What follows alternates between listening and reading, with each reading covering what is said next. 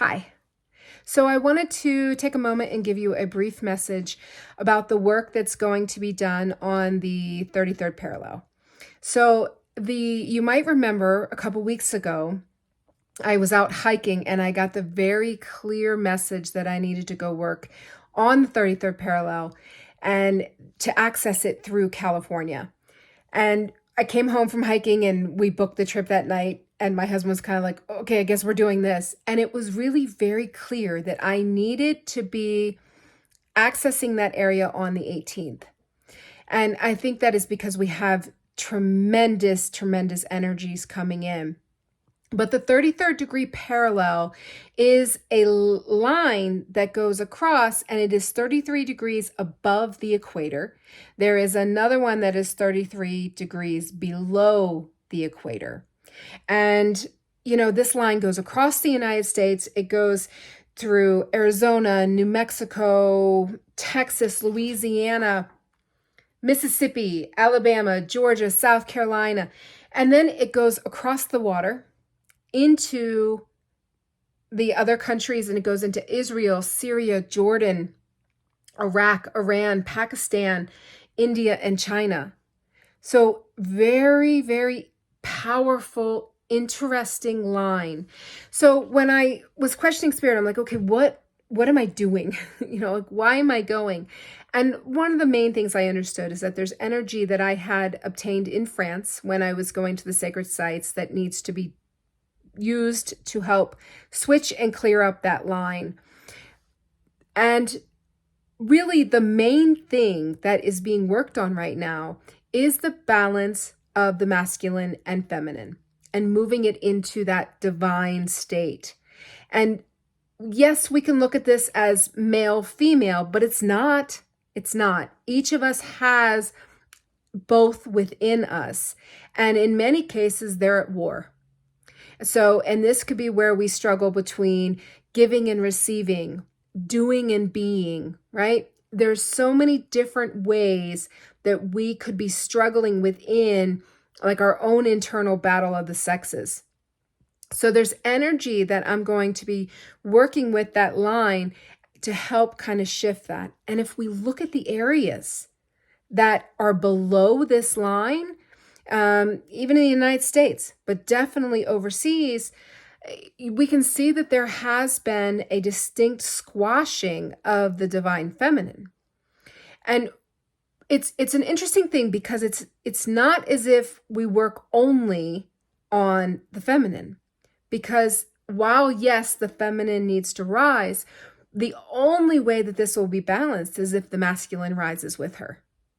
Because we have to come into that unity within so that we're not carrying and holding on to any of that toxicity that can be found in either side and in either frequency, whether it's masculine or feminine.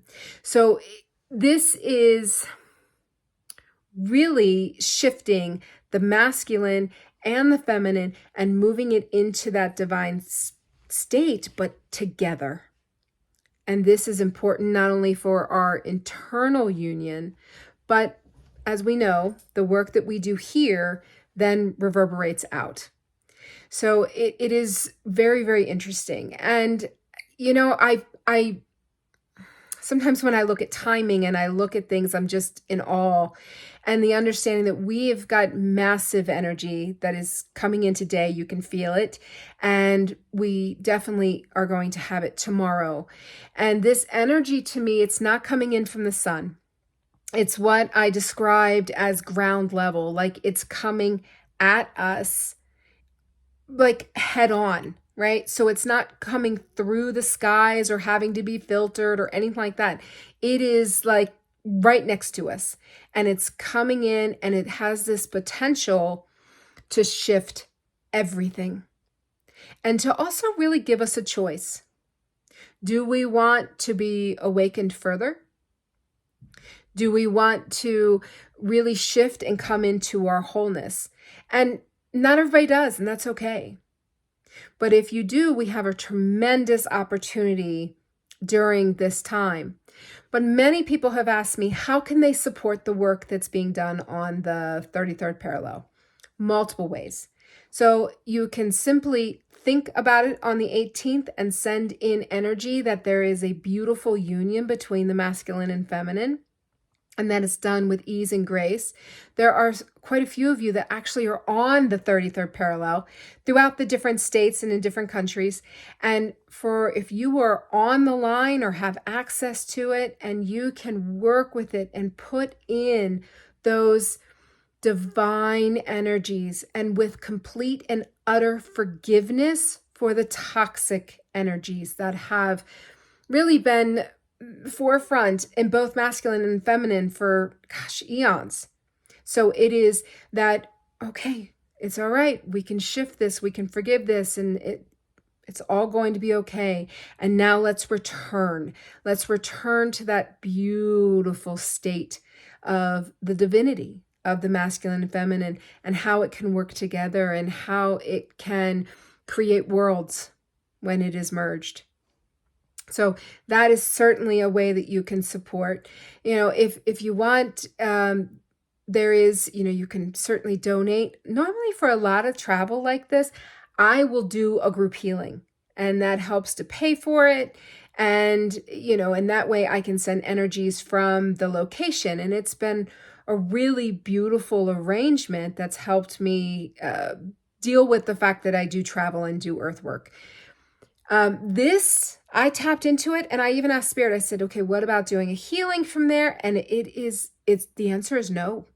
The answer is no. It's not appropriate for whatever reason, and I don't have a concrete reason for you as to why, but I do trust what I get. And it was a clear, no, not this one. So if you would like to financially support this trip, it is always welcome. But really just sit there and work within yourself.